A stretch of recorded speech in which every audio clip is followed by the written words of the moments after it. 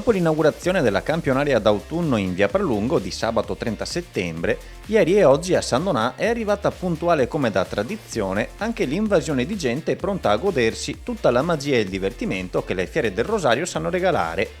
La storica manifestazione si fonde con i festeggiamenti della Madonna del Rosario, di cui si ha la prima testimonianza scritta già nel 1856, diventando nel tempo un attrattore di particolare rilievo per il territorio sandonatese e non solo. Lo scorso anno erano state infatti più di 300.000 le persone arrivate da tutta la provincia e anche oltre, per godersi qualche ora tra bancarelle, giostre e stand enogastronomici dislocati in centro città. E quest'anno, complice anche il bel tempo che sembra sempre più voler prolungare l'estate invece di cedere il passo all'autunno, potrebbero essere facilmente superate.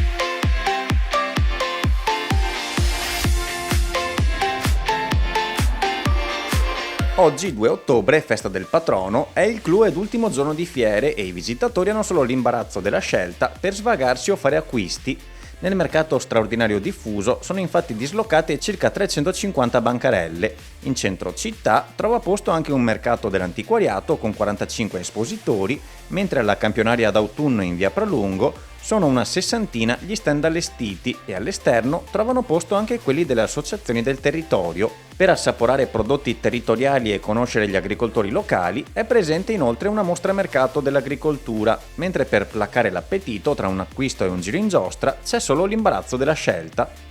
Infine, per bambini e ragazzi, ma non solo, 2 Luna Park in 2 distinte zone della città, Piazza Rizzo e via Pralungo, con 65 attrazioni dello spettacolo viaggiante che rimarranno attive fino all'8 ottobre.